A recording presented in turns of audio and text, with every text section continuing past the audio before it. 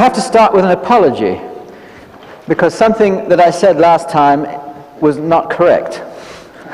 Of course, there may be other things which I don't know about, but there's a particular thing which I ended with, and it's one of the dangers of talking about something that one has only just thought about. And there's a moral to this, at least two morals. One moral is then one should always at least thought of something for at least 3 days before talking about it.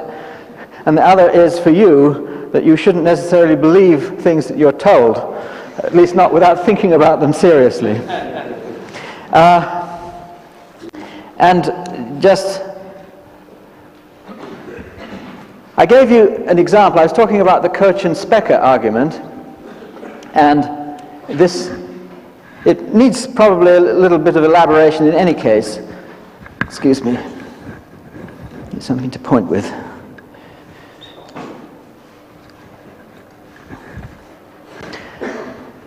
I was talking about these measurements of spin 1 particles, and I was talking about measuring m squared. This means the spin in the, say, the z direction, whereas this direction, of course, could be any given direction. It needn't be up or down. It can be some chosen direction, and you measure the square of this quantity here, and that's what I mean by m squared. And if m squared turns out to be 0, that's what I said yes. That means that the state happens to be m squared equals 0. If it's no, that means it's either m equals plus 1 or m equals minus 1. And those two are lumped together, both as no. And the thing is that you can find a set of points on the sphere such that there are a whole lot of mutually orthogonal directions. And the thing is that if you choose 3 directions which are mutually orthogonal, then you must get 1 yes and 2 no's. And that's perfectly correct. I was thinking about this thing in a way which I'm going to describe in a minute, but it led me to conclude that you could not only rule out in your graph, you make a graph which each point represents a direction which you may choose to measure the thing in, and if the directions are at right angles, that means the measurements are orthogonal to each other. Then you draw a line connecting the points representing the directions. So here we have 3 directions at right angles, and you have 3 points. Since these are all at right angles, you join them with lines. And the statement is that you must have 2 white spots and a black spot. You must also never have 2 black spots connected. That means if you measure the thing in one direction and then you measure it again in that direction, then you must get, if you measure it in that direction and then you measure it in a direction orthogonal to that, you mustn't get yes for both of them. That's inconsistent. So you mustn't have 2 black spots connected, whether or not they belong to a triangle. And I was thinking that you could always rule out 3 white spots, whether or not these 2 are connected. But this is, at least I can't see that that's correct. One necessarily has to have those connected. So the statement should be that if these are connected, then this one must be black. In other words, you're not allowed, i.e., no triangles with all whites. So the 2 things you mustn't have is this and that. And then the example that I gave you, which was due to Perez, with 33 directions, that's perfectly correct. And also this picture I gave you is perfectly correct. That is, that the directions can be seen as represented on this Escher picture here. And these directions on the cube, where the cube is rotated into 3 different positions. That's perfectly right. What was not right was, I should say that this was the graph of the configuration of 33 directions, and that was correct if I had all these things drawn in. I didn't bother to draw the rest in. Subsequently, I did on my blackboard draw all the other ones in, and I've checked that it just does use these 2 rules here. That is to say, there's no way of coloring all the points with blacks and whites, so that these two configurations are always avoided. And the way that one might measure this kind of thing with a sort of Einstein-Podolsky-Rosen setup. See, the trouble is that you could imagine measuring all three directions at once as one measurement, but then it's not obvious unless you're accepting quantum mechanics, that if you make a subsequent measurement where one of these directions is in common, you see, you measure this with these three, and then you subsequently measure it with this and two others, it's not necessarily obvious that this one is going to give you the same answer as before. So your triangle is a sort of entity on its own, and it's not clear that you have two triangles which have a common vertex, that this vertex has to be colored the same way with both of these measurements. So another way you can think of it is to think of you doing A and B and C successively, one after the other, but then it's not obvious, unless you accept quantum mechanics, that it makes no difference which order you make these measurements in. But you can get around all this by considering a sort of Einstein-Podolsky-Rosen situation, where you have two spin 1 particles which are emitted initially from a spin 0 state, and then you can choose to measure either, depends on how you actually do these measurements, and I'm not at all sure how one would do them, but you could make a measurement which does all three at once, perhaps, and then you would check that if you have two triads with one common direction, then they must give you the same answer for that common direction. And you could do this using an Einstein-Podolsky-Rosen situation by, on one side, having the triad oriented one way, and on the other side having it oriented so that you have the direction A in common. And then quantum mechanics would tell you that the measurement for this A and the measurement for this A must agree, and that would be something you'd have to check experimentally. And provided it was true that they did always agree, then and provided also that you had this two whites and a black, and provided that also that if you had your A over here and another one at right angles to this one, that you always got disagreement. I'm sorry, that you couldn't have both two blacks, that is two yeses, so that you would rule this out, and you could check all those things experimentally. Then you would then have a contradiction with a local realistic picture, that is to say these two things couldn't be independent objects, and with only just yes-no experiments. So this would be sufficient to show that. Alternatively, you could think of making your measurements successively, if that turns out to be the easier thing to do, that you could measure the A direction and the B and then the C, and then you'd have to check that it didn't make any difference which order you did these. That is to say, if you measured A on this side, and then you did C and then B and then A, that this A had to be the same as that A there. So you can check this, but also that it doesn't matter which order you do these, if you bring the A to the front or if you put it at the end. And again, it doesn't matter which order you have these things here. So there'd be a number of things that you'd have to check experimentally, and then with different orientations here, and then you wouldn't actually have to do this experiment here, because this experiment, after all, isn't an experiment. It's a lot of things you might do. That's what this thing's telling you. But if the things that you might do are all consistent with the experiments that you have here, that is to say that if you have an A in common here and here, then these A's must always agree, and that if you have an A here and something orthogonal to A over here, then you mustn't have two yeses. That's this ruling out this. And if you have these three things at right angles, then you mustn't have all no's. So that is all the things you'd have to check.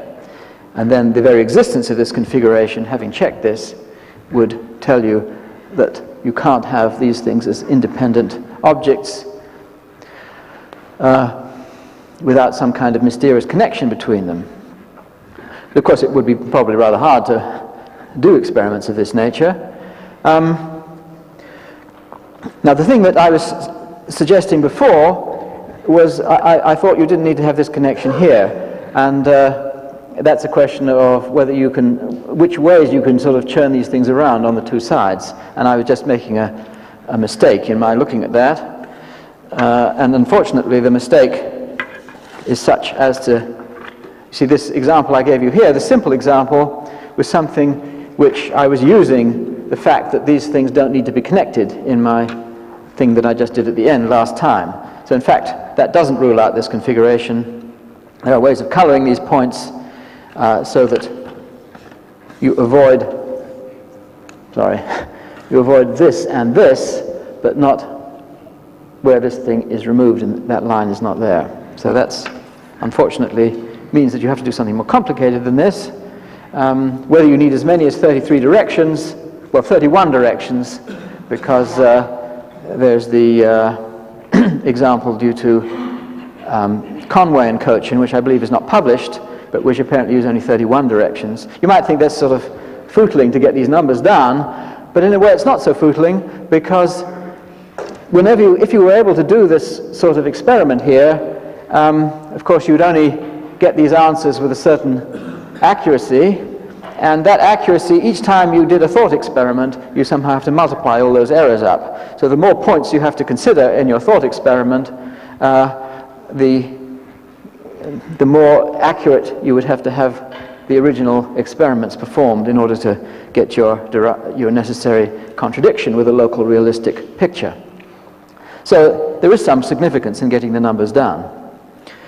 It seems to me quite likely that one can make use of this Majorana description that I was talking about before. Let me just remind you what that was. And I actually had other configurations apart from this cube. I had one with a dodecahedron, which I didn't want to show you because the cube was simpler. I had another look at the dodecahedron, and unfortunately I found a way of coloring it with satisfying the rules, so that I won't even show you that one now. If I come up with a nice example by tomorrow, I'll show it to you, but for the moment I don't have anything better than the Perez configuration. To remind you what the Majorana picture looks like, this was for spin n over 2. The general state can be represented in terms of n points on the sphere, unordered, and in a certain sense you can think of this state as being built up from n spin halves in states with prepared directions, and then if you were going to prepare this state, you'd have to think of some way of projecting this collection of these things into spin n over 2. I don't know how you do that, but in principle you ought to be able to do that. Take n different states, prepare these directions. That's something you can do, but then you have to bring them all together and somehow project them into a pure total spin n over 2. If you could do that, then you would be able to prepare one of these general spin n over 2 states. And just to say one reason why you might be interested in doing that, if you remember when I was talking about the example of a Bel theorem without probabilities, that this also is when we look at it this way. This was the example where you started with spin 3 over 2, and then you take these, split it into 3 spin halves, and then you perform measurements in various possible different ways at right angles here. But the thing is, you had to prepare the initial state in this curious combination here. Now this happens to be a spin 3 half state, and therefore it has a Majorana description, and in fact that Majorana description is as I've given here. You take 3 spin halves at 120 degrees to each other, and then you'd have to project it into spin 3 halves, and this would be the state you have. These 3 directions here are actually in the xy plane, so you don't actually use the z direction at all. You take the xy 3 directions equally oriented against each other, 120 degrees to each other, spin 3 halves, and that's the Majorana description. Project it into spin 3 halves, and then you perform these different measurements here. But these are at right angles now, but they're in the same plane that these 3 directions were here. There may be better ways of putting it into this state, I don't know. Anyway, that's just, I'm afraid I had to go back and talk about what I said before because of this aberration I had about thinking that you could get away from those complete triangles. Right. Now I want to talk about something different. Well, let me begin first, in fact, by making another remark about this quantum non-locality issue. This is a space-time picture where one has, well, in the aspect experiment you have two photons going in opposite directions, but you have two particles going in opposite directions in some initially prepared state, and then you make measurements on the two sides, and the argument, either using the Bel inequalities or using these versions of the Bel theorem where you don't have probabilities, like this one here, or the one using the Cauchy-Specker-Perez type of situation, but where you combine it with an Einstein-Podolsky-Rosen type of experiment, so you make measurements on the two sides, and these things indicate that provided the quantum mechanical expectations, either probabilities or, in the case of these other experiments, yes-no answers, provided the yes-no answers or probabilities of quantum theory are correct, experimentally correct, then it seems that there is some kind of mysterious connection between these two objects here and here. Or as Einstein put it, there's some spooky action at a distance. And what's rather curious about this is not like any other kind of action at a distance. In particular, it has to be instantaneous.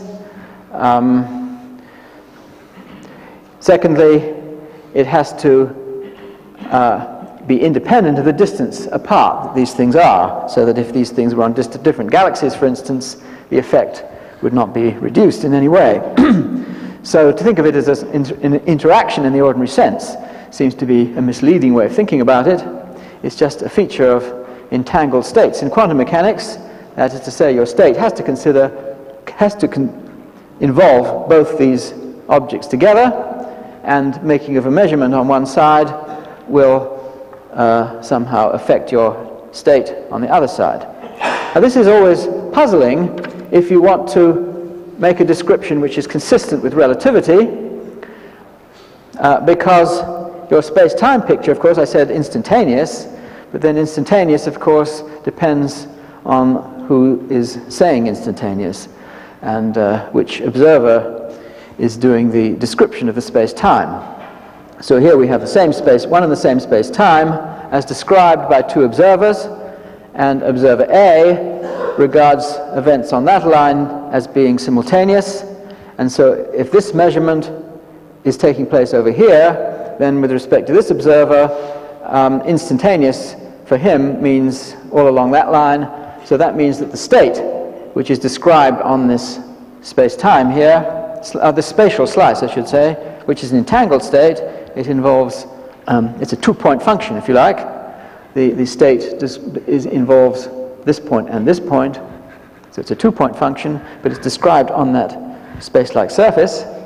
As soon as the measurement is made, then that state is changed, and it's changed also at this point here, as well as at this point.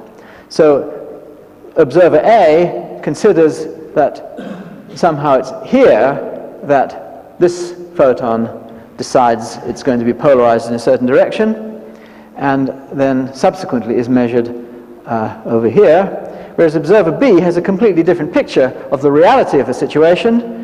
If you're taking the state vector as describing reality, and I'll come back to that point in a minute, observer B, the description that observer B would have, since this is what's simultaneous for observer B, is that the measurement is made here first, before the photon hasn't flipped into a particular state, it's already this measurement now which affects this photon, and then subsequently it's this measurement which is made on the photon which is at this stage decided to be in some well-defined state of polarization.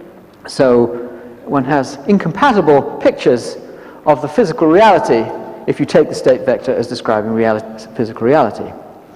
And that's the sort of puzzle that you have with relativity. If you take somehow the state as a real thing. And some people argue that this means somehow the state is not a real thing.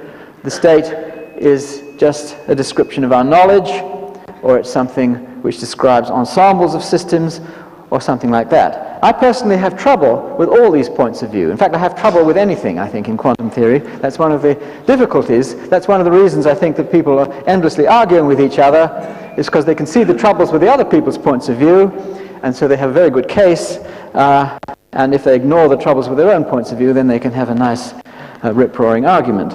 The trouble, seems to me, is that there's difficulty with any point of view that one holds. But I would like to indicate the sorts of troubles that one has with, for example, an ensemble point of view. You might say that quantum mechanics, the state vector is only describing what happens when you do many, many experiments and giving you probabilities. But it seems to me that that doesn't get you out of it because of things like this type of experiment here, where you have just yes-no answers, and you're talking about individual experiments. So you do one experiment, and already quantum theory is telling you certain yes-no things about that, and it seems to me it's not simply a question of ensembles. It's telling you something very specific about individual experiments. So I find myself great difficulty with that. You could take the point of view that it's all in the mind, and the state vector is just a description of your knowledge of what's going on. I find a problem with that point of view because, after all, well, first of all, I know very little about most state vectors. I mean, one can talk about quantum theory without, well, perhaps I should put this a different way. I mean, this suggests that somehow there's something subjective about the description. If it's all in the mind, that means it's subjective, and if different people would then, you'd think, have different views about what would happen. But nevertheless, it seems to be a very objective description of what will happen in the world. So although there may be probabilities arising in certain situations, these probabilities are not the same kind of subjective probability that arise because of lack of knowledge. And that's one of the clear implications of the Bell inequality type of thing, that you can't reduce the quantum mechanical probabilities simply to lack of knowledge. There's something else involved in that. So I find that all in the mind point of view difficult to understand.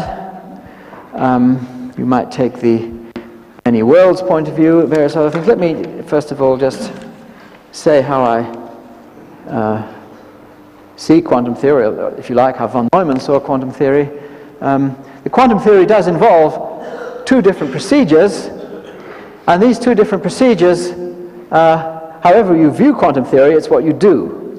I mean, you may think that the state is real or it's not real, or you may think all sorts of different things, but when you actually do quantum theory, this is what you do. If you're talking about systems which are in some sense small, and I'll have to come back to what sense that might be, it's not, I should emphasize, a question of distance, because here one has, in this type of experiment, many meters between where these measurements are made, and you still have to consider the system as being at the quantum level, as long as it's just two photons. And these two photons have not yet significantly interacted with your measuring apparatus. So as long as you can keep your system as something small in some sense, but this doesn't mean small in distance. It means small in perhaps something to do with energy or something, or perhaps numbers of degrees of freedom, but small in some sense. Then you can treat your system entirely as a quantum system, and you consider that it behaves according to the Schrödinger equation or any other equivalent thing, in other words, unitary evolution. And unitary evolution has all these properties. And I emphasize in particular that it's deterministic, and it's continuous, it's linear, it's local in configuration space, and symmetrical in time. I want to come back to this time symmetry issue shortly. But as long as it's at the quantum level, everything proceeds according to a very well-defined equation, and that's what quantum theory tells you to do. However, at a certain stage, when you make a measurement or something, you magnify your quantum system in some sense, up to a big system, maybe a complicated system, maybe a system with many degrees of freedom, maybe a system where you have some entropy increase, so it's irreversible or something or other. Whatever it is, there is something which tells you you've magnified it to the classical level, and then you adopt a different procedure. Whatever you think the reality of the world is, what you do is something different. And you do something like state vector reduction or collapse of the wave function. And this is all the things that this isn't. That's one of the striking features about it. Whereas this was deterministic, this is probabilistic. Whereas this was continuous, this is discontinuous. You get these jumps. This was linear, this is not linear. You don't preserve superpositions. Whereas this was local in your configuration space. You have this non-locality coming in here. And time asymmetric, which is something I want to say more about. It always strikes me as odd that these things should be so different, and that one should believe that one somehow get this as maybe some kind of approximation when systems get complicated to this, as many people do seem to hold to. It seems to me they really are so different from each other. And the other remarkable thing is that even though they're so different, they seem to dovetail together in an incredible way. So there is something very unified about these two things, even though they are very different. Often people say they never use this. Well, sometimes there are many worlds people who think that the world consists of all these alternatives superposed, and then you have to explain why you only see one of these worlds, which has maybe something to do with your conscious perceptions or something. And moreover, you have to explain why you get these probabilities out, which agree with the quantum mechanical prescriptions. And that is not explained by simply taking a many worlds view on itself, by itself. It doesn't explain that. You need something which tells you why you get the right probabilities. Some people say they don't use the projection. When you do this, the state vector reduction, your state jumps from one thing to another, and they would claim that they don't actually quite use that. But the main thing is that as long as you're ever using probabilities, I mean, your state may evolve into some entangled state with different pointer positions and correlated with other things and so on. But until you actually, if you're ever going to get a probability of any kind out of your theory, you must be using some version of this, because there are no probabilities in the U part of quantum theory. Well, my own view is that we simply need a new theory. Well, simply, that's the wrong word. We need a new theory, which somehow explains why something like this at least appears to happen with the appropriate probabilities. And this is certainly a marvelous approximation, provided your system is kept at the quantum level. And when you magnify to the classical level, at some stage, something else must come in. One of the other amazing things about quantum theory is it doesn't seem to make much difference at what stage you consider that you use this.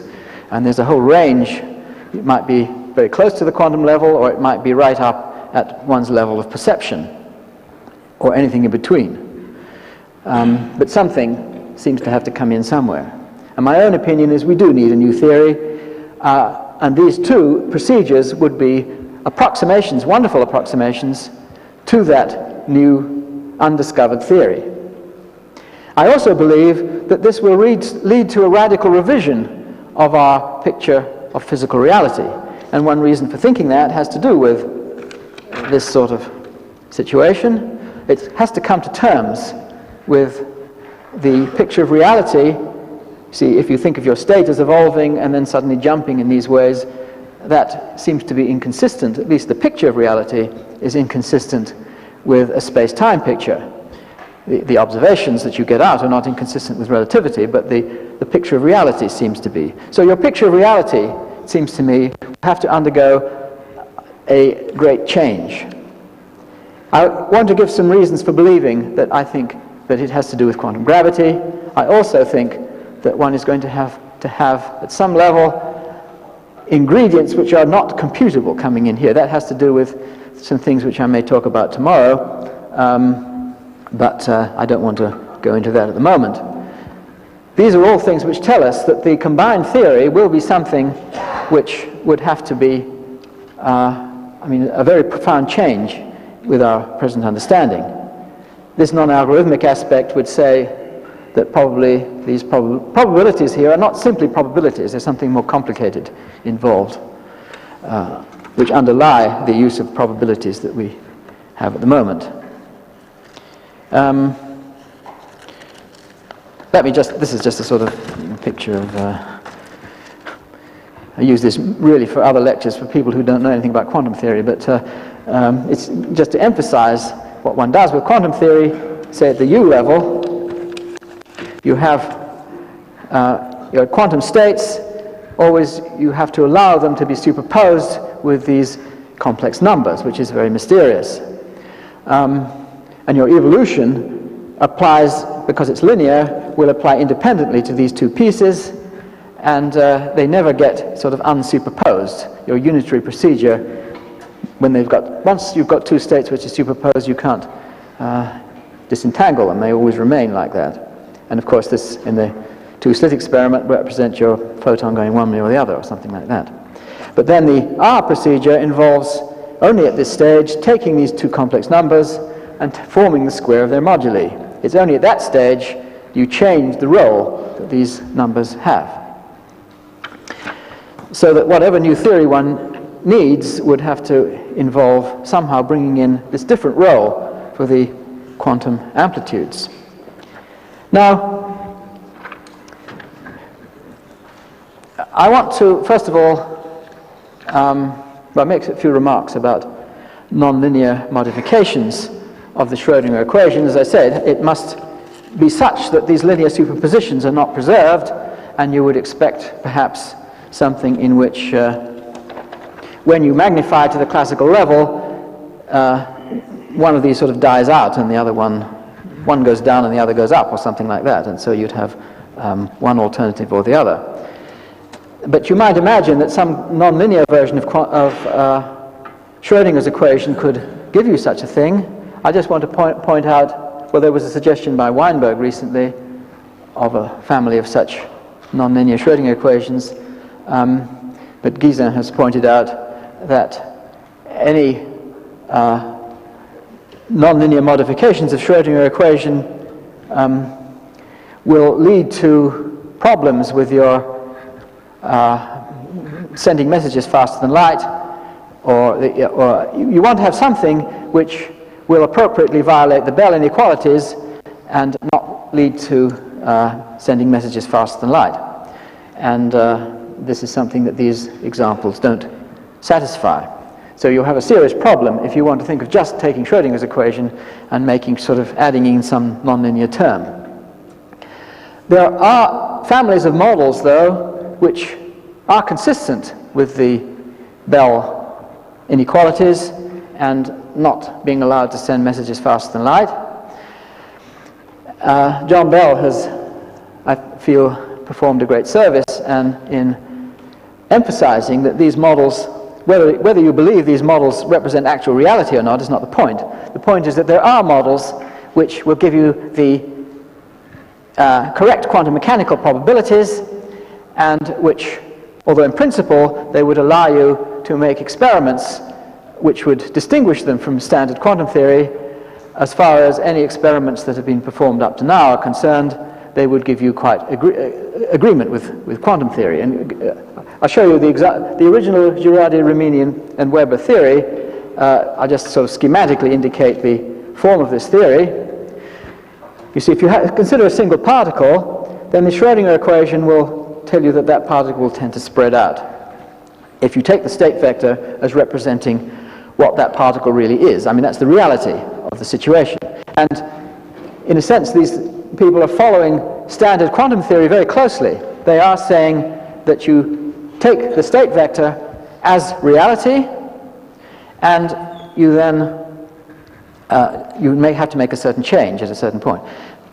There's an interesting comment that was once made to me by Bob Wald of the University of Chicago, and he commented that if you really believe in quantum theory, then you can't take it seriously.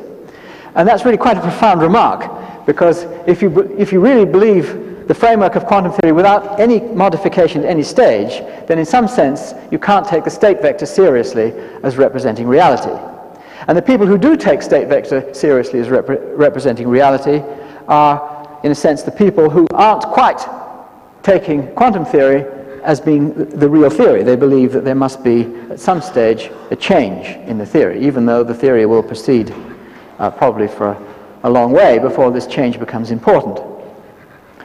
So, if you like, the people who run Bob Wall's comment the other way around, if you take the state vector seriously, then you don't really believe in quantum theory. Well, that's, I suppose, the point of view these people are taking. So they are taking the state vector seriously. That represents reality. And so here's your state vector for, this is, say, distance this way, and the state upwards, or the amplitude upwards, if you like. And this is your particle originally localized. It tends to spread out. And then, once every more or less 10 to the 8th years, there's a free parameter in the theory here, which they set as something like 10 to the 8th years. Your particle's wave function is multiplied by a Gaussian. This a strongly peaked thing like this. And there's another parameter which tells you how wide that Gaussian should be.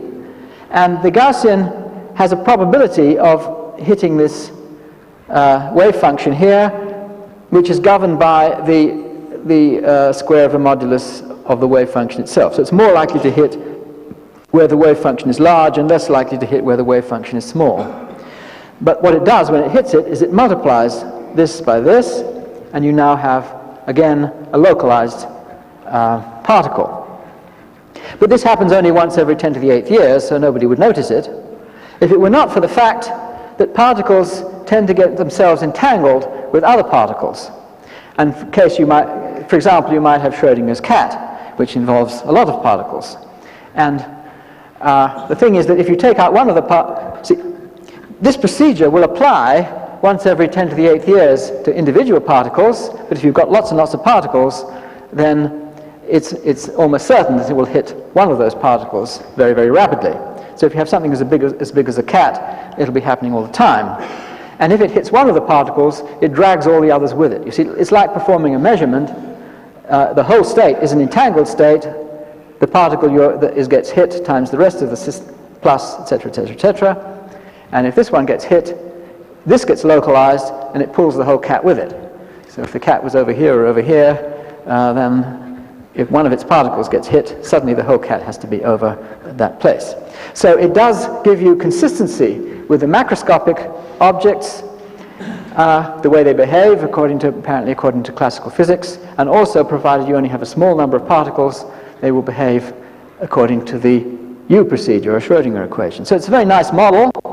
There are, of course, these arbitrary ingredients in it, this thing which looks a bit artificial, and two new parameters which you need. But nevertheless, it shows you that you do have a possibility for a model which is consistent with quantum theory. There are certain difficulties with the model. First of all, you have a slight violation of energy conservation, although this will be very, very small in the if you choose these parameters appropriately. More serious is making the model consistent with special relativity, which lands in all sorts of problems. Nevertheless, one sees that there are possibilities. And there are all sorts of other suggestions that people have made more recently. I want to put forward reasons for believing that something may be of this nature, but where it's not a question of individual particles which get hit, it's that the system gets entangled in some sense with the gravitational field. And it's the gravitational field which is the important thing, which has to be treated in a different way from the way quantum mechanics is applied to the rest of physics. And various people for a long time have made suggestions that gravity is important in this whole procedure. Carol Haase for many, many years, and more recently Diossi has a model which was much more in line with the sorts of things that these people have been suggesting. The original model had some problems, but at least that's seemed to be a strong possibility that something of this nature might make sense. I just want to indicate the sort of picture that I would have here.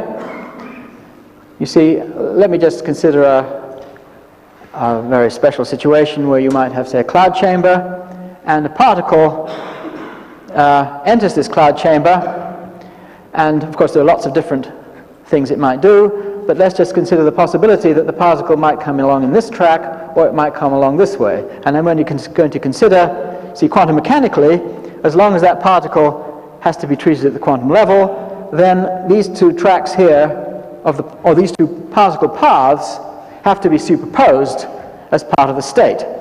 So the state of that particle, which might be a spherical wave or something, would involve linear superpositions of different possible particle paths.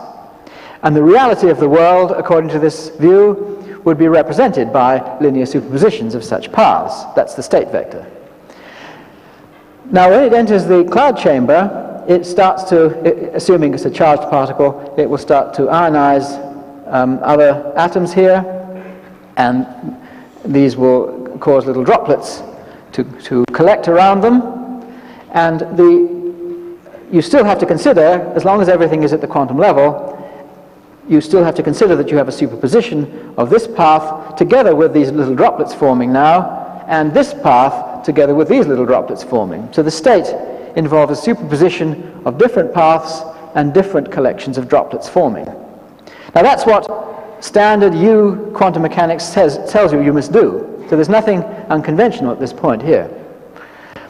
Standard quantum theory also tells you that when these droplets get large enough, you have to start worrying about their gravitational fields. Well, you see, the gravitational fields are going to be very tiny, of course, but at a certain stage, their gravitational fields might become a relevant part of the problem. And when do they become relevant? Well, they become relevant as soon as you have to consider that the different space-time geometries of these different paths here are serious parts of the problem. Well, that means that you have to consider the gravitational fields quantum mechanically, or you have to consider them in terms of gravitons. Gravitons you have to start talking about gravitons. And the question is, at what level do you have to start talking about gravitons? Well, I've just indicated, this is a very crude calculation here, where I'm supposing that the droplet here, this is the distribution of material at the back, and then you have a droplet formed, and when this droplet forms, you have a region of empty space here. Well, it's not really empty, of course, but you have a density change as you go out here, and you can try to calculate how many longitudinal gravitons would be present in this field here. And the trouble with this kind of calculation is that it's not altogether well defined, and it depends upon, there's no gauge invariant measure of the graviton number, of the longitudinal graviton number. But if you just don't worry about that and make some kind of gauge assumptions and calculate, then you find, well, Ashtekar did a calculation here and found a factor of around about 10 to the 4 there. If you make different gauge assumptions, as he did afterwards, he got a different factor here. So he never published his result, unfortunately, because it's nice to have a nice coefficient out there. It makes it look more impressive. But the trouble is that this coefficient is gauge dependent. So one doesn't quite know what the answer is. However, the rest of this expression is independent of the gauge choice. And this is, MP is the Planck mass, which is about 10 to the minus 5 grams. M is the mass of the droplet here.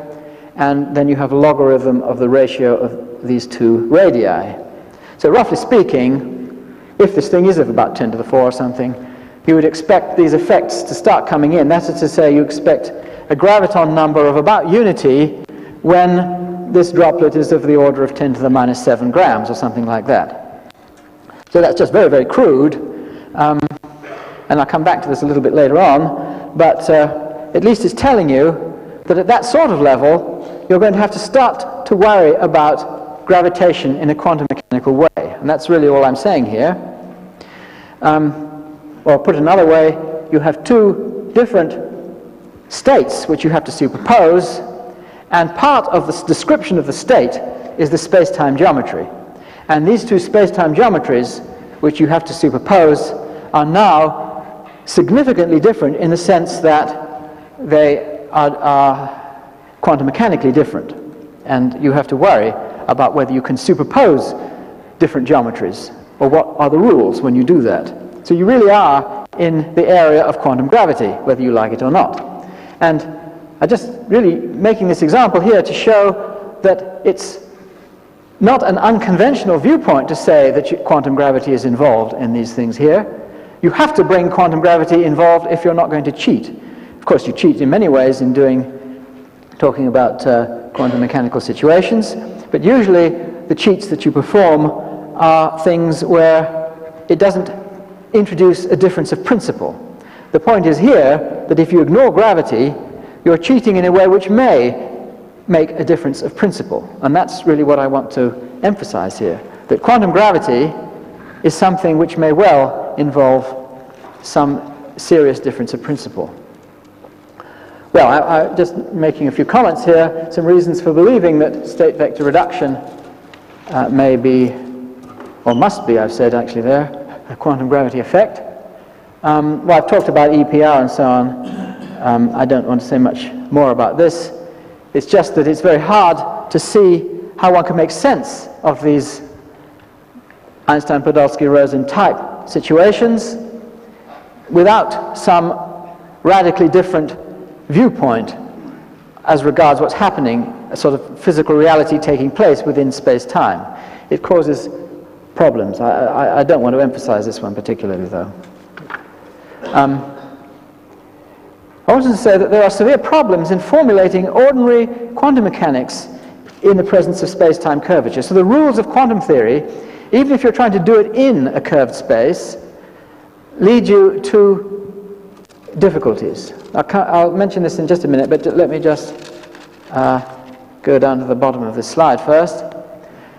I want to talk quite a bit about the second law of thermodynamics and why this is something which is related in a very important way to whatever our theory of quantum gravity must be. Now you see, the second law is certainly something relevant to state vector reduction, but it's also, as I want to point out, something thermodynamics and quantum gravity are intimately related. I just mentioned here the Hawking effect, which has to do with radiation from black holes. When you try to combine quantum theory and general relativity, and it's the one application of the combination of quantum theory and general relativity which gives you serious, important, believable effects, I think. Most of these things there are much more question marks here, but whereas this particular effect, I think, is impressive in that it seems to be something one should take seriously.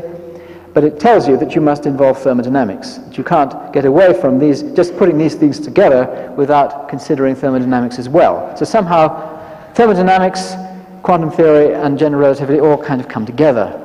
And what one's looking for is something which unites thermodynamics as well as space-time structure and quantum theory. And I want to emphasize that we are looking for some unified fundamental scheme. This is some global thing which is talking about physics as a whole. We're not just tinkering with quantum mechanics. I mean, tinkering with quantum mechanics is fine, it may give us good insights, but ultimately we're looking for something which is some grand scheme which unifies all different areas of physics. Now let me make a few comments here about number 2, just formulating quantum theory in curved backgrounds alone is a problem. I just say the standard quantum theory fits very uncomfortably in a curved background space-time. We're not even considering quantum gravity here. This is a much easier problem. How do you do quantum theory in a curved background? And even here you have severe problems, because in almost all curved backgrounds you don't have translation operators, so you don't know. You see the standard quantum mechanical procedure which relates momenta to translation operators, energy and momentum to translation operators, space and time translations. But if you don't have these space or time translations, you're pretty stuck if you want to know what to do here. And people don't mind being stuck and they just go ahead without worrying too much about what these mean often. But nevertheless, there is a serious problem here.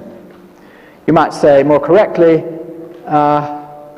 there are no naturally defined analogues of momentum states. You see, the thing is, you could imagine this operator being replaced by the covariant derivative, but covariant derivatives don't commute in general curved spaces, and so you have problems with understanding your standard quantum theory in making such a correspondence here. But the problem also is in a way more serious, because you can't even define what you mean by positive frequency when you don't have these translations. Or you may be able to do it in certain cases, but in general there's no way of saying what you mean by positive frequency state in a curved background.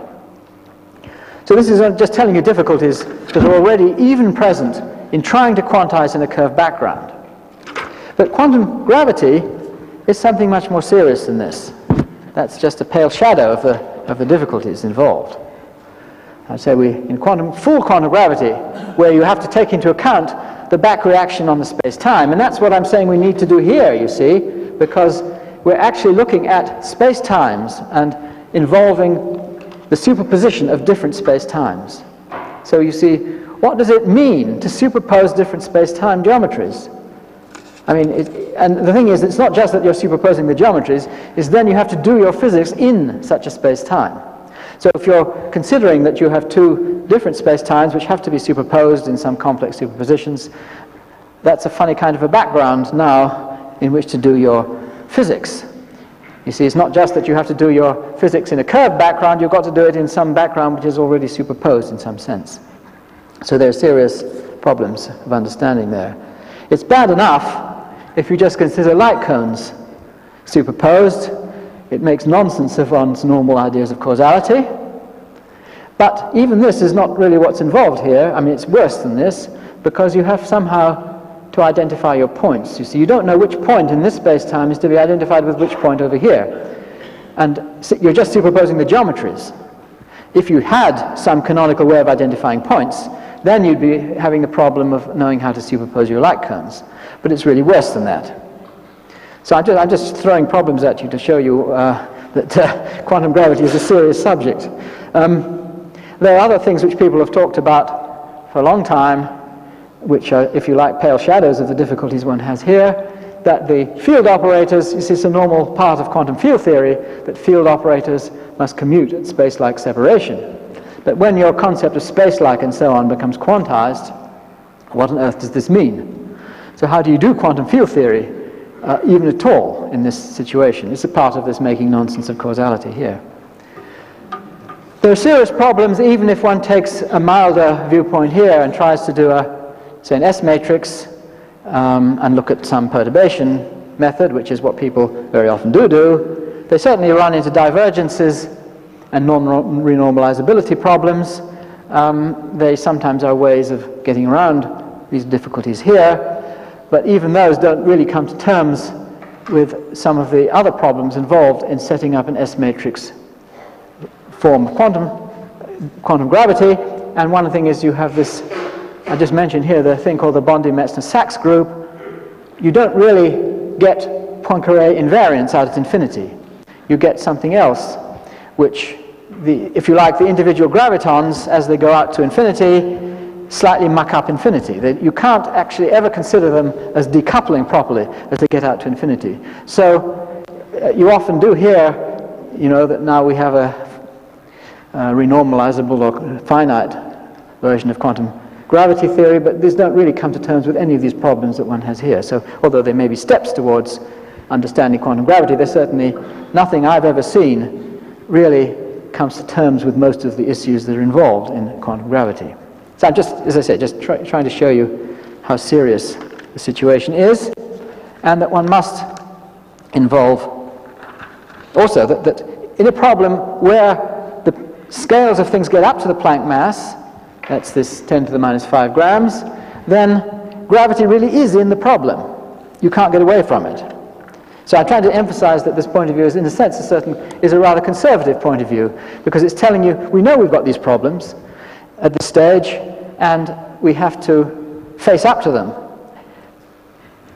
Now, this is just a slightly different version of what I was saying before here, but in a way it's a little bit more what I mean than this. It seems to me that 10 to the minus 7 grams or something is a bit big, and one would like, I mean, you can after all see things like that, little specks and so on. that is really rather large. You would like to imagine that things have become classical in some sense earlier than that. Well, the picture I have, in a sense, is very much like the Girardi, Rimini, and Weber point of view. I may have lost the transparency right for the moment, but where one has to involve correlations. Here we are. See, let me put that one back again. See, here is a particle entering, say, a box of gas, needn't even be a cloud chamber, and it may enter or it may not. You see, maybe this is just part of a superposition. It might be doing other things. But if it comes in, and if it starts disturbing the gas in some way, then the whole state has got to involve, you see, it's a superposition of the particle not going in the gas and the particle going in the gas. And if it goes in the gas and starts hitting other particles, it, after a short while, will disturb all the particles. So your superposition has to be one state where the particles are in one position and another state where the particles are in another position. And I would consider that the gravitational criterion begins to come in when, if you take the difference between the geometries in some rough sense of these two situations. You see, you're trying to superpose this and where this hasn't happened. And all these little particles will be in different positions. So their gravitational fields will in detail be different. And if you form the difference, you get some kind of oscillating field. And what I would say is when that oscillating difference field becomes quantum mechanically significant, say of the order of a graviton or so, then you have to bring in the new rules that have to apply to quantum gravity. So it's the gravity, if you like, which is this thing here, which gets hit, not maybe by a Gaussian or something, but it's the gravity which drags the rest of the state with it. So although you say gravity is a small effect, it's couples very, very weakly with the rest of matter, the fact that it couples weakly doesn't matter because it's a difference in principle involved here. You see, you have a superposition of this geometry together with this situation plus this geometry together with this situation. And if you believe that somehow nature doesn't like superpositions of different geometries, it likes a geometry. So at that stage, it picks out one of these geometries for some reason, or some kind of instability sets in or something, and one geometry gets preferred, and that drags the state with it. So it's like this picture in that respect. Now, I want to talk about the second law and these issues as to why that has to relate to gravity. That's in a sense the most powerful part of the argument, and I've also pretty well run myself out of time as I look up at the clock. So I'll have to say most of that next time, but let me make a comment or two about why the second law is important in these. You see, I've considered here an experiment. That's just the same thing as I'm doing here. This is a thought experiment, but it's not a difficult one, certainly by the standards of the ones we've seen. In fact, it's a rather trivial experiment. We have a source of photons over here, and a photocell over here. Now, the photons, you may imagine that there's some kind of mirror which reflects them into here or something like that. But there's a half-silver mirror in between, so the photons hit the half-silver mirror, and half of the wave function of the photon goes through and hits the photocell, and half of the wave function comes here and hits the wall. Now, if you use standard quantum theory, and you look at the state of this photon here, then you get an amplitude of 1 over root 2 for it doing this, and 1 over root 2 for it doing this, and you square the amplitudes, and you get half here and half here. So that tells you that if the lamp emits a photon, then the photocell half the time receives the photon. You can imagine that you have something here which tells you whenever the lamp emits a photon, and something here which tells you whenever the photocell receives it. So you have a magnification to the classical level at these two stages.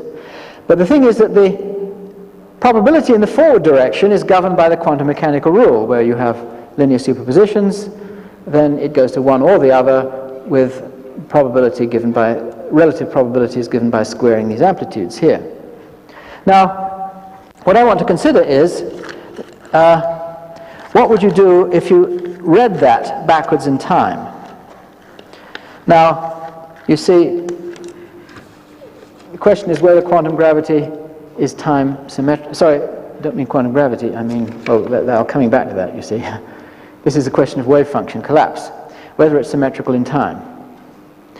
Now, this is the sort of picture, if you just take the U and R procedures as something you do, as I say, whatever you believe is real or not, I'm not talking about here, is what you actually do when you do quantum theory. You'd have some state which evolves according to the Schrödinger equation, and then you make an observation, or you magnify something up to the classical level, and you wheel in out of the cupboard your R procedure, and it projects it down to some eigenstate. Certainly it jumps, and then Schrödinger equation propagates, and then it jumps again, and so on. Now what you do when you work out the probability, you say you want to work out the probability of this observation given this one. And that's just like what we have here. Probability of this given this. And what you do is you look at these two states here, form their scalar product, and form the square of the modulus. And that gives you the probability. Now suppose we ask the question backwards in time. Now you could, if you like, evolve the Schrödinger equation backwards in time. It's perfectly all right. You can take the state here and take the U procedure, evolve it backwards, and then you evolve this one, backwards, and then you compare that with this. And you form a scalar product here.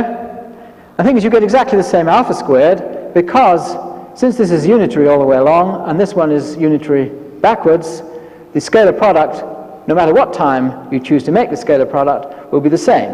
So this scalar product is the same as that scalar product. And so when you square the modulus, you get the same number. But the point is that that number, although it's the same, is not the probability of the earlier event given the later event. You see, that's the difference. It's correct that alpha squared gives the probability of this given this, but it's not the probability of this given this. Well, I mean, it's obvious it's not, because you say if a photocell registers, what is the probability that it came from the lamp? Well, the two things are, it might have gone this way, or actually it might have come this way in forwards direction, or it might have come out of the wall and bounced off the mirror and done that.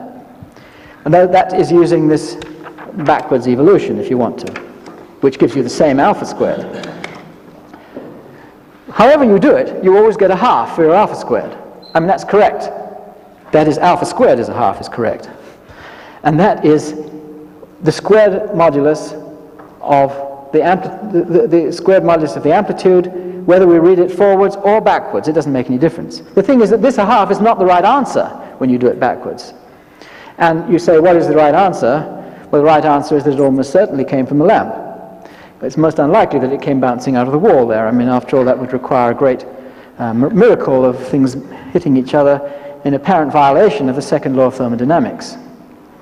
So, if you want to read things backwards, you might say, how do you use probabilities backwards? Well, there's nothing wrong with that. You imagine, here's God's printout, if you like, you imagine all these experiments being performed in many, many different places in space and in time, and you simply, there they are in God's printout, and you look at the final answers, and you say every time the photocell registers, you just check back and see whether the lamp fired, and you find practically every time it did indeed. Not at all a half. The probability is 1. These are the different possible things which might happen. What actually happens are these, and if you say if this, then this, probability is indeed a half. But if this, then this, the probability is not a half. So what this is telling us is that in the forward direction, miraculously, it's correct to use this rule. Whereas in the backwards direction, the probabilities are governed by something else, and presumably, ultimately, I've taken my transparencies out of order. It's governed by the second law of thermodynamics and issues of that nature, which tell you that it's most unlikely to come out of the wall here. And what I'm trying to say is that these two probabilities are aspects of are two different sides of the same coin, if you like. But they're very different in appearance. One is the forward direction, where you use these probability rules for quantum theory, And what's the miracle about the forwards direction? That when you're using quantum mechanical probabilities, you don't need to know anything else about the details of the problem. Whereas when you're doing it in the backwards direction, you need to know all sorts of things about the details of the problem. And nothing as simple as this will work. Whereas in the forwards direction, the miracle is that this does work. And what one is trying to get hold of is a theory which explains why this works in the forward direction. And what I'm trying to argue is that any such theory, the other part of that theory, is the probabilities in the backward direction. Now the probabilities in the backward direction, as I say, involve the second law of thermodynamics. And what I want to try and argue, I was hoping to do that today, but for some reason I spent a lot of time on other things. I want to show you that the probabilities in the backward direction, or in other words the second law of thermodynamics, is ultimately a quantum gravity effect. And perhaps I can just show you one picture here to show you what I mean here. This is a closed universe. The universe may of course not be closed, but that doesn't affect the argument in general. I just want to show you how it works in the case of a closed universe. You see, the second law of thermodynamics is ultimately, you trace it back to the Big Bang. What it's telling you is that if you go backwards in time, there must be something very special about the initial state. The second law tells you the entropy is going up all the time. There's no mystery about it going up. The mystery is that if you go back into the past, it went down. The mystery is that the initial state was something very, very special. Now, what is very special about the initial state is not that the universe was very tiny, because if you have, for example, a closed universe, and I'll say more about this next time, then the universe will again be very tiny. And this would apply even if you just argue talking about black holes. In fact, this final state here is a congealing of a lot of black holes. And this is the universe as we have it, or as we would have it if the universe is closed. This is a more likely universe where the initial state is not constrained in the way in which it happens to have been. So whatever it is that governs the probabilities in the backward directions, as I say it's to do with the second law, ultimately can be traced down to whatever it was that governs the very special nature of this initial state. In fact, just to point out how very special it is, here's a picture of the creator trying to find this point in phase space to start the universe off, and the accuracy to find that point is better than 1 part in 10 to the 10 to the 123. So this phase space, you have to locate a little tiny point which has only that fraction of the whole volume. And this is an incredible accuracy. Well, you might take all sorts of views as to how this creator was able to find that point. I look at it as a question of quantum gravity, because after all, quantum gravity is supposed to explain, amongst other things, why space-time singularities are the way they are. So quantum gravity has to explain why the initial state was like this and not like this, which would have been the case if the creator had had a bit too much to drink and had missed the point, and then it would have looked like this. And then our universe would have no second law, it would be just a mess. It wouldn't look anything like the universe we have. So whatever it is that governs the structure of space-time singularities, and that, according to most people's opinion, is quantum gravity, that quantum gravity must say very different things about the initial and the final state. And next time I want to present an argument to show you that in fact these things do really balance, at least they should do. That the backwards direction, where you work out if this then this, if this, what's the probability of this, which all has to do with this sort of thing, is certainly a quantum gravity effect, because it has to do with this initial state ultimately. That's certainly quantum gravity. So therefore it's reasonable to believe that the forwards direction, which is this quantum mechanical thing, should also be quantum gravity. It's all part of one global picture, which we have to understand as a whole. And I'll say more about that next time. Thank you very much.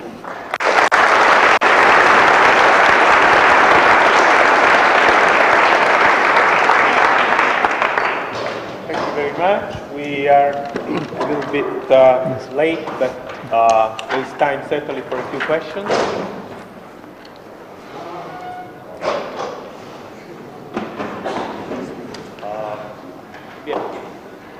Oh, yes.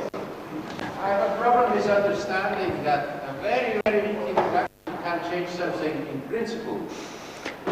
That principle must be related somehow with the strength of the interaction. Well, that's not... when you have an entangled state, you see, it doesn't matter how weak it is. See, if the rules tell you that I mean, something is coupled with something else plus something with something else, and it doesn't matter, you know, it's like the Girardi-Rimini-Weber picture, where one single particle, if that has its state vector reduced, then since it's entangled with the rest of the state, it pulls the whole thing into that configuration. So, I mean, you may find that difficult to believe, but that's part of quantum theory. Already, no matter how you... See, if you do an experiment which entangles one quantum situation with some big thing and another one with some other big thing, then if you look at that... Well, I mean, if you look at the little thing, it pulls the big thing with it. I mean, that's certainly baffling, but that's what quantum theory says. It's not a question of the strength of the interaction. It doesn't matter how weak it is. The whole state gets pulled with it. So it could be something which affects a single particle, as it is in the GRW picture, or it could be that it's gravity. I admit that one's initial reaction is that gravity is so small that one could ignore it. But if it changes in principle the structure of the theory, then that argument doesn't apply. Sometimes people say, well, quantum gravity is to do with dealing with 10 to the minus 33 centimeters. And I was talking about the Planck mass, which is big, whereas 10 to the minus 33 centimeters is small. Of course, quantum gravity should affect the structure of things at a very small level as well. But that's, if you like, the Compton wavelength of something which has a mass of so-and-so. So the fact that something is small when something is big is, all again, part of quantum theory. All right, but I mean, I agree with you, it's hard to see how a small interaction could produce a big effect like this. But it's not that it's disturbing a big thing in the sense of an ordinary interaction. It's because it's picking out of a linear superposition of different terms, one term. And that's the way quantum theory works. If you say yes. Arbitrary weak, does that include zero? No, I don't think it does, no. It might affect timescales and things like that, but one would have to look at that, yes. Please. But isn't it that in your argument you assume that there is a detector which actually is able to distinguish these different states, and that can be only if interaction is strong enough. Otherwise you would never have a state reaction. I think again, it's...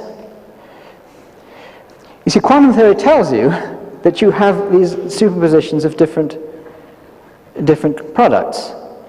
And quantum theory doesn't tell you at any stage that you have one or the other or the other. And it's not like an interaction in the ordinary sense, which says that it tells you, I'm not quite sure how the strength of the reaction even comes into this. It's only that the rule is that it picks out one or the other or the other. And it, perhaps I've lost the thread of your question at this point. Yes. Yes. But for that, that's right. They have to interact strongly enough. Of course they do. Yes, yes. You'd like yes. to detect, to distinguish this extra graviton. But I'm not. Yes. In one. No, yes. In one piece of the wave function from the other. Now, I think it's yes. That's not the right way of looking at it. See, let me just go back to this picture. I mean, the big things are these droplets, and that's what you see. Yes, I mean, you see them here, or you see them here. You see the extra. You don't see the gravitons. No. You never. Extra graviton. It's just that it's the presence of and the fact that you have superposed geometries. You've got two. I mean, there could be even big differences. It could be that one pushes a rock off a cliff or something like that, and then you could actually detect the gravitational field using a Cavendish experiment.